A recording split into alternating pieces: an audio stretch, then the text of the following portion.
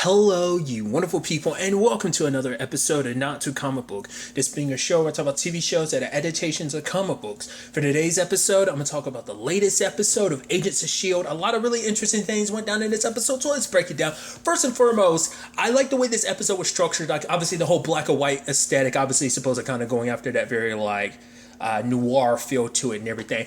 The episode actually didn't go the way I thought it would because it was Coulson doing the monologue and everything, and we kind of find out what happens to Daniel. I'm like, oh, that's actually heartbreaking, especially because subsequently in between episodes I have watched the entirety of season 1. I haven't watched season 2, so it's just kind of more effed up just to know, like, oh, it's like sad to know that that's how Daniel's story plays out, that eventually he becomes the first fallen agent of S.H.I.E.L.D. and he inspires a lot of people. I even love later on Mac. It's like, oh, like you with the Avengers. And he was like, don't sell it. It's like, oh, you're kind of overselling it. Mac's like, no, I'm not real. I think that's so funny because some people throw that whole thing into contempt. I don't know, contempt's not necessarily the right word, but people look back on that as the fact is that Coulson was kind of the key factor to bring the Avengers together in the first movie. So it's just interesting to almost kind of tie that back together. Him being very humble about it wasn't that. And everyone else is like, nah, seriously, if it wasn't for you, the Avengers never would have come together. It's literally because of you we are where we are in this universe. Like I said, you think about it too much. I thought it was kind of neat how they packaged it like that, especially making,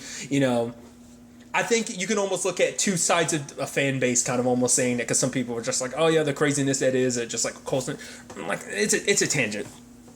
I just thought that was interesting. But the reason why I thought the episode was going to go a little different, because when Coulson just wakes up in handcuffs, I was thinking all right, what's going to happen is that basically Coulson, these are going to be every character we know, but they're going to be playing different roles. It's like, oh, this isn't actually Daisy who's time traveling trying to stop the Chronocoms. It's her playing some other role. This past season of Legacies, they had a very similar episode. That's what I thought it was going to kind of be like. If you're caught up with Legacies, you know what episode I'm talking about. It's literally a black and white episode, kind of in a similar vein. I thought it was going to be that, them playing different characters. Maybe Coulson remembers everything, maybe he doesn't, maybe he's just playing some other character. But then it's like, oh no, everything's the same. He just came back online, just everything's a little... I was like, okay, got the monologue and everything. So, but it's interesting because Daniel was supposed to be dropping off something that was very important to Howard Stark, and it's interesting enough because we end up finding out what it is later on. Basically, it's I guess a whatever he's working on is basically the crux of a lot of S.H.I.E.L.D. stuff. In particular, it's like the Zephyr started off with that, because at first it's like, is this really all there is? But it's like it's kind of the foundation of so much when it comes to what is S.H.I.E.L.D. So Coulson's got to spin everything to be like, honestly, I'm a scientist. Blah, blah, blah, trying to make it seem like, okay, I'm here to deliver something for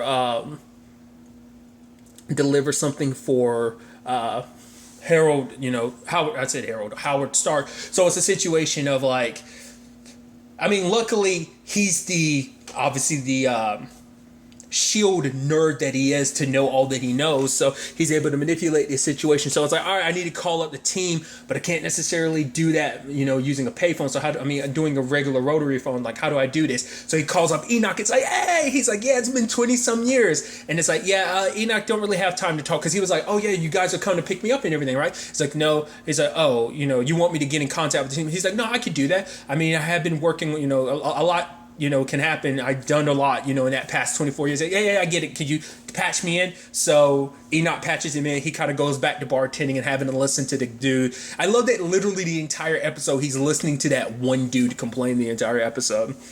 I'm going to go ahead and really talk about it. That's one of the saddest bits in this episode. It's just heartbreaking. Every time Enoch's up, he picks up the phone and says, oh, so you guys really do need me? And Yo-Yo's like, actually, no, I need you to tap me into the team. And then, Deke calls him, he's like, Enoch, buddy. He's like, I'm gonna contact you with the team. Click. And then there's that whole thing of the guys honestly, you're my best friend. He's like, dude, all your complaining, your circumstances that you find yourself in and all the drinks you've had makes you feel like that. But he's like, it doesn't change the fact is that I am all alone in this world. I was like, that's super depressing. Part of me is wondering is that actually, what's that going to do to Enoch in the long term? Because they're kind of like, he's a Chronocom, he'll get over it. It's like, they treat him he considers Fitz his best friend, so he considers himself part of the team. And for you, comparing it to another show, he just got joshed. If you've seen The Magicians, you know what I'm talking about. He kind of got joshed, and you kind of feel bad for him. And it's like, I'm curious to see if there's ramifications for that. Is it going to be another? He's like, honestly, I was pissed at you guys for like 2 decades, but then like by the third decade, after 2 decades, I was pissed, but after the third, I was like, I'm over it. I wonder if it's something like that. Part of me was like, there's a small part of me is like, you don't think Enoch's going to go like, F humans, screw humans, I'm going to hook up with the Chronocoms, not unless they end up finding him later on, and after everything, he's like, you know what, I'm ready to fight by your side, not unless it's some long ploy. But part of me wonders. I don't know. I'm curious to see if this had, like I said, it's used for sad comical effect, but I'm like, is that going to have some ramifications? They're so worried about the ripples and other aspects that they're not recognizing one that they're building in their own backyard without them realizing the ripple that's building on its own. We'll ultimately have to, wait and see. But obviously, Yo-Yo and Deke got sent to find the actual thing that Daniel's supposed to be delivering to Howard. And I thought it was interesting because there's a whole conversation about, because I love the whole thing of like, Deke's driving and everything. He's like, I'm not really used to driving him. He's like, unless it's a scooter. And he's like, because were women even allowed to drive Yo-Yo's? Like, yes, of course. He's like, I'm sorry. It's just like, in the 30s, it's like, it was very sexist and racist. But the 50s, still racist and sexist. But the fact of the matter is, for him, it's just, and once again, I love that it's a whole time travel thing of like both of them having very different perspectives. She isn't too keen on everything being very status quo because it's like we had the potential to change a lot, but we're supposed to keep things the same without causing too many ripples. And it's like, are you okay with the status quo? And at the end of the day, Deke was like, I don't know if I am. Like, he doesn't know, because you can see both sides of like, I can see the good coming from it, but at the same time, it's like, we don't know what the ripples will be. We don't know what can change. It's like, yeah, we might do some good in some regards. Who's to say we don't make things 10 times worse in another? That's just the whole conundrum of time travel. You just don't know how, like, the smallest things can have like the largest effects in the long run. It dominoes down, the timeline. Obviously Yo-Yo gets the device, but sadly Deke gets taken. At the same time, Coulson's on the train with Daniel, and Daniel was very like antsy about like, okay, where's your guy and stuff like that. And it lends itself to some interesting conversations about like, about it's got to be tough being an agent and stuff like that. And he's just like, it's part of the job. He's like, it must be the same thing as a scientist, because it's the whole thing about like, wait, you're doing all this, you're working with Stark, but you've never actually met him face to face. He's like, no, he sent some kind words and stuff like that. You've actually met the man. What he's like, basically Daniel kind of tells him straight up what, which I mean, I guess kind of almost makes sense, because I mean, you've met his kid, and his kid's kind of like in the sense of like Coulson, he's met Tony, so it's like, Tony's kind of an asshole. So I guess that's, it makes sense that, it turns out his dad was definitely one in his younger days. Obviously, as we know, he was kind of an asshole in his older age as well. But regardless, tangents and all that. It is a situation of like, okay, so it's got to be interesting hearing that perspective from someone else especially who knew and interacted with him. Obviously, even now, having only seen season 1, still can kind of see like, oh yeah, I definitely see where Daniel's coming from with that. But also that lady that's getting close to him and everything, I was like, oh, that was interesting. But I love that he ended up seeing through it, because he was like, oh yeah, like you're meant to, you think you need to work on your acting skills because you thought you were going to draw my attention. Like, I even thought it was interesting because when they even show the intro about Daniel, most of that was from season 1. Maybe there was some other stuff, but it was definitely season 1 stuff. What I should also bring up is at that same time, there was that whole conversation between one of the Chronocoms and Coulson, because it's like, oh, we came to you offering you this deal where basically you let us take control of the earth and we'll kind of, make sure that your friends live and stuff like that, which Coulson was like, I'm not stupid. For one, you're going to rip the face off of people. How do I really know you do that to protect my friends and everything? But also at the same time, it's like, yes, like humans, are not perfect and stuff like that, but still, the Chronocoms acting like they could easily do things obviously better than humans could, essentially. And it was interesting because he even talked about the fact is, and I thought that's kind of a key point to kind of keep in mind, is the whole thing about like the fact is you will outlive all these friends. Like they will be gone 1,000 years from now. You'll still be around. that's also the biggest thing that like Coulson brought up kind of like at the beginning of the season, or just kind of like about what, you know, the whole conversation is going to be about when this is all said and done. What about him? Is he going to be asked to be shut down? Because I mean, if he keeps living as this Coulson, even though he's not necessarily Coulson, because this isn't what Coulson would want, you know, it's like he would outlive everyone that's a part of the team. You know, that's the whole complicated, you know, price of immortality. You watch everyone you love kind of die around you. So the question then becomes like, well, what is Coulson going to do at the end of the day? I think this kind of sparks that conversation up again, you know, so I just thought that was kind of interesting. Another interesting aspect about this whole situation is obviously to kind of, you know, get, you know, Daniel to like the drop off like they need him to be. Because they showed up on the Quinjet. Obviously, it was above the train. They got him on the border ship, and he's asking all these questions about like what's going on and stuff like that. Because it happens twice throughout the episode where May is like, first it's like everyone's like, oh really, this thing is so special, and Simmons is like getting all giddy about it, and then May is, everyone's looking like, what? Why is May getting giddy about it? And even that comes up later on. Then like she meeting Daniel, she's shaking his hand, and she's like, wait, who are you? And she was confused. I'm like, what the hell is happening with May? So then like, you know, Simmons is examining her, but it doesn't seem like anything's different. But then, you know, Yo-Yo brings up the whole thing of like, well, last episode you had that panic attack and everything. And it's like, yeah, because she's like, yeah, because the reason I didn't say anything, because it's not me, which is like, yeah, that's the most reason to bring it up, because you're always, you know, you're always able to kind of be in control for you to be having a panic attack, like something seriously wrong.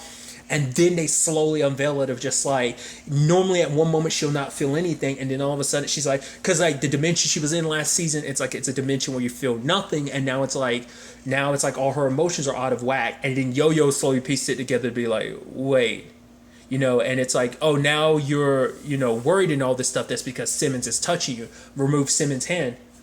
It's becoming less and less. So she's empathic now. Like her own emotions are either gone forever or they're super buried, but whatever the case may be, she's become a sponge for emotion. So when people touch her, she feels it. So all that like panicking she felt was from all the soldiers that ran into, because it wasn't until they ran into her, and even I was like, I didn't get like what that was. But I think that's such an interesting thing, like maybe being a void of emotions in that place kind of made, like I said, kind of made her kind of a bit of like almost like a vacuum for it. So like anytime anyone gets close enough, their emotions kind of get sucked into her. So it's like she's not feeling her own emotions, she's feeling other people's emotions. There's even a sad thing later on when she touches Coulson. It doesn't feel anything. I mean, he's an LMD, so that's kind of further proof of like probably even logically in her head without her emotions, it's like, oh, you're definitely not, like that's why she could probably be even more detached towards the whole thing of like, because you're not even Coulson, you're not even real, because I can't, like none of the emotion, you might look like Coulson, you might have his memories and his feelings, but you don't feel, you know, which is even sadder,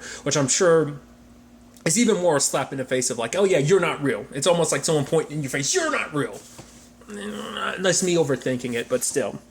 The really interesting thing is that we end up finding out the people who took Deke wasn't the Russians. It was none other than Hydra. Freddie in particular, Freddie didn't recognize Deke, but Deke sure as hell remembered him, and it's just like, holy crap. It's like, yeah, I'm not the scientist you were looking for. I was just some salesman, happened to go in, and your guys grabbed me, and it's like, oh yeah, like, the fact that look at this face, well, he was saying like, oh, the broad shoulders, this and that, kind of a bit of an idiot, but, and then Freddie shoots the dude, and it's like, all right, now I get to dispose of you, and then he had to think quickly, and so he goes, it's me, Deke. And it's like, wait, what? Yeah, I was there. Remember, I saved your life. It's like, you also pointed a gun at me. Yes, but I pointed it and I saved your life. Remember, I helped you deliver that vial. So it's like, oh yeah. He's like, that's the thing, you know, over the years, like, you know, you kind of forget the people who helped get you where you are. So it's like, for this one time, Deke, you get to go free. He's like, but next time it is a situation of like, if we meet again, it won't be so friendly. And I'm like, it's so interesting. And even Deke and, well, I'll circle back to the whole Deke and Yo-Yo conversation. But quickly, it's the whole thing of like, well, they also, and it's a conversation, you know, circling back to it that Mac had with Coulson about like, well, what do you do? Like, we have to let Daniel die because his death inspired so many people in S.H.I.E.L.D. So if he doesn't die, they don't become inspired, you know, it trickles down from there of like the changes, you know. So it's like, you know, it's easier to not kill a bad guy than let a good man die. And I love Coulson being like, I like that's really good. He's like, I wish I had said it. So it's like, well, what do you do? Obviously, it's a situation, especially for Daniel, especially because they have to be like, oh yeah, we know Malik, yeah, Hydra's actually inside. It's like, how do you know that? Man, we can't tell you how we know. And for him, it's like, it's frustrating because it's like, the organization he cares about, he sees that there's evil there, and now because it makes sense to Coulson, it's like it wasn't Russians that killed Daniel, it was Freddy, it was Malik who killed him because he was the one that knew ahead of time before anyone else about there being Hydra in S.H.I.E.L.D. So it's like he could have been the one that prevented it from the start, but there's also obviously, well, you need. If it wasn't for that, things wouldn't played out the way they did. Even over the course of the show would be vastly different if Hydra was never, around or even a part of S.H.I.E.L.D. So trying to maintain that, as, Yo-Yo and Deke said, the status quo. But they were able to shift things. They were kind of able to find a loophole around this situation because Daniel was going to make the delivery and he was going to die.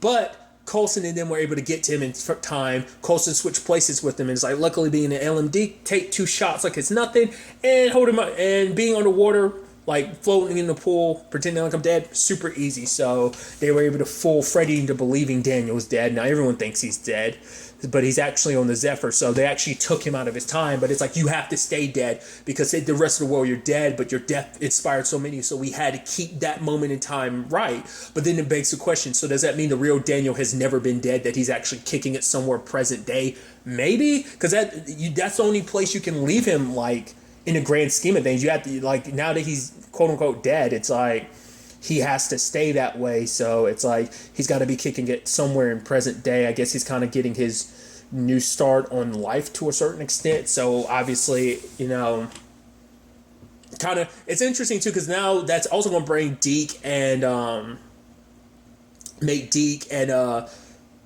Daniel have these interesting parallels of them both being men at a time, So I just think that's kind of an interesting thing that I'm curious to see kind of how they end up handling that. But circling back to the whole, Yo-Yo and Deke situation, because Deke literally came face to face with what happens with the status quo, realizing like, oh yeah, your decision to save some kid some years ago literally put him in front of you to become the monster that he is. So it's like next time they get a chance, they plan to find another way around it. So it's like, who knows what effects that will have. So it's just, once again, that time travel conundrum of like, okay. And also Coulson having to explain to Daniel, like, yep, we're S.H.I.E.L.D. from the future, and the aliens came here, to destroy S.H.I.E.L.D. And he's like, why don't you kind of start with that? He's like, yeah, not the easiest thing to kind of open with. It's like, well, the fact of the matter is, it's a thing of, he's like, I've seen quite a bit, which I'm assuming some of that stuff he's talking about is probably a lot of that. Because I vaguely remember hearing people talk about season 2 of Agent Carter, and I think that like some, like the real, like, I think science fictional style. Like, because obviously there was science fiction in season 1, but it was very, like, heavily, like, I think it's very true to, like, Agents of S.H.I.E.L.D. too, like, the whole spy and science fictional angle going hand in hand, especially earlier days. Still there, but I feel like it was at its strongest in the beginning. I think that's probably where Agent Carter kind of goes, like, it probably kicks up its more science fictional side of things in season 2. Once again, I've only seen all of season 1. I have not started season 2 yet, so do keep that in mind. But, they're wondering, like, okay, so where are we now? And it's like, the radio goes on. I'm assuming by the music, I'm not sure, but I'm assuming that's supposed to signify, oh, they're in the 80s. But then there's the whole thing about the Chronocom at the end going to Freddy. So now Malik, Hydra, has future knowledge on their side. Because it's like, it's so interesting, you're working, but to be fair, it's like, it's interesting because you were the one trying to kill Freddy, but now you're working with them because it's like, well, you want S.H.I.E.L.D. destroyed. It's like, well, we'll work with you hand in hand because I have future knowledge, so do exactly what I'm saying, and you'll be able to destroy S.H.I.E.L.D. But it's like the moment you do that, you get destroyed as well, So, but obviously it's like you're kind of only focused on what's right in front of you, so.